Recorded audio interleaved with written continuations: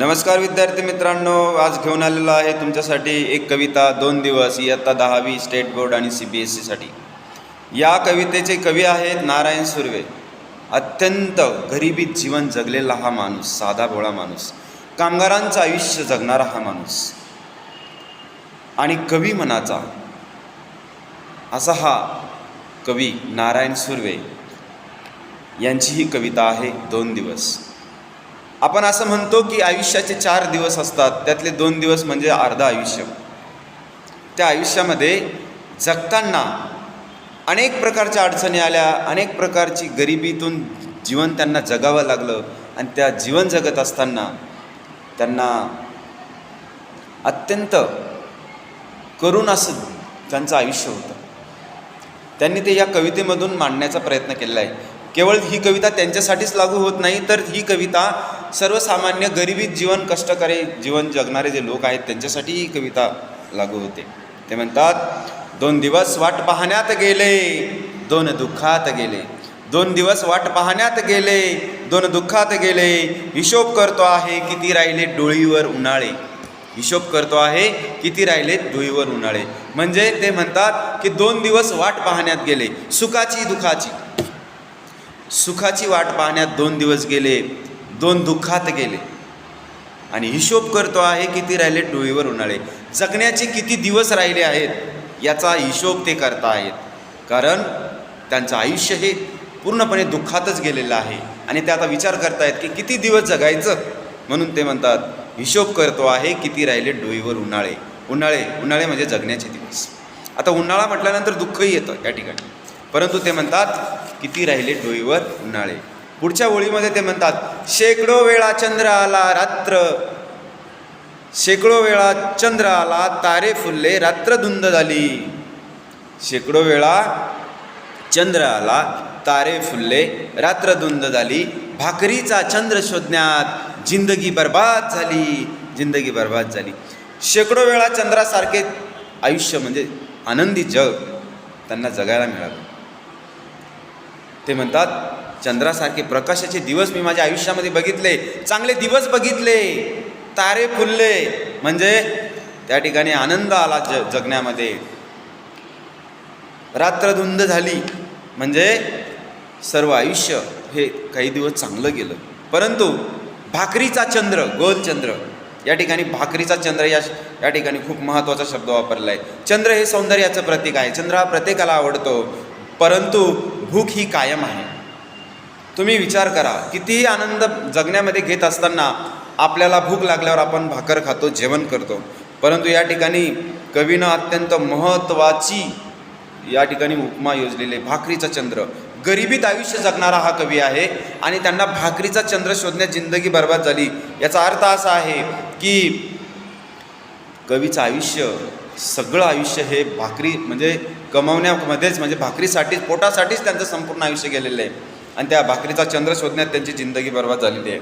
तर ही प्रतिमा या ठिकाणी योजलेली आहे की प्रत्यक्षात चंद्र हा गोल असतो म्हणून भाकरही गोल असते।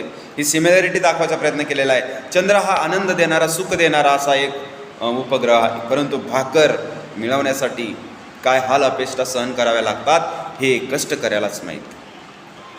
हे हात माझे सर्वस्व दारिद्र्याकडे गहाणच राहिले, हे हात माझे सर्वस्व दारिद्र्याकडे गहाणच राहिले। कधी माना उंचावलेले, कधी कलम झालेले पाहिले। कवी म्हणतात, या हाताने मी खूप कष्ट केले, हे हात माझे सर्वस्व, याच हाताने मला कमवायला शिकवलं। हे हात माझे सर्वस्व दारिद्र्याकडे गहाणच राहिले।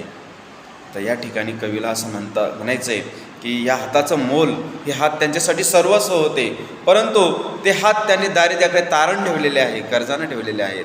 गरिबीमुळे ते काय झालेले आहे, दैन्यामुळे ते त्यांचं कर्तृत्व कोणीही ओळखू शकलं नाही, त्यांना कोणीही मान दिला नाही।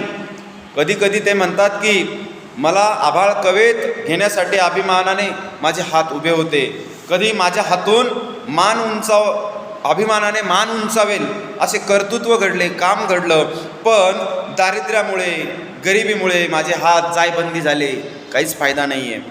म्हणजेच सर्व स्वप्न मातीमोल झाली।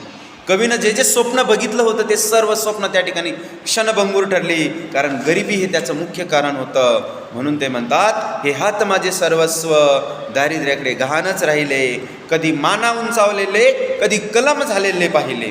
पुढे कवी म्हणतात, हर घडी अश्रू वाळविले नाहीत, डोळ्यातून निघणारे अश्रू हर घडी अश्रू वाळविले नाहीत, पण असेही क्षण आले तेव्हा अश्रूच मित्र होऊन सहायास धावून आले, तेव्हा अश्रूच मित्र होऊन सहायास धावून आले.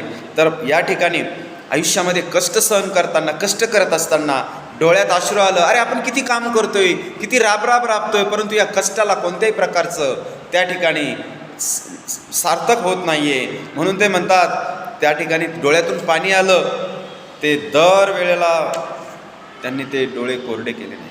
ते म्हणतात, कष्टा करता करता आयुष्यामध्ये अशी वेळ आली की ते अश्रूंनीच मला साथ दिली. म्हणजेच माझ्या जगण्यामध्ये जेव्हा मी कष्ट करत होतो, कष्ट करत असताना मला कोणीही समजून सांगितलं नाही, परंतु त्या अश्रूंमुळेच मला जगायला मिळालं, त्या अश्रूंनीच मला साथ दिली, असं या ठिकाणी म्हणतात. मित्रासारखे अश्रू त्यांना मदतीला धावून आलेले आहे, म्हणजे दुःखच त्यांना धावून आलेलं आहे. पुढे ते म्हणतात, दुनियेचा विचार हरघडी केला, अगाध जगमय झालो, दुःख पेलावे कसे पुन्हा जगावे कसे, याच शाळेत शिकलो.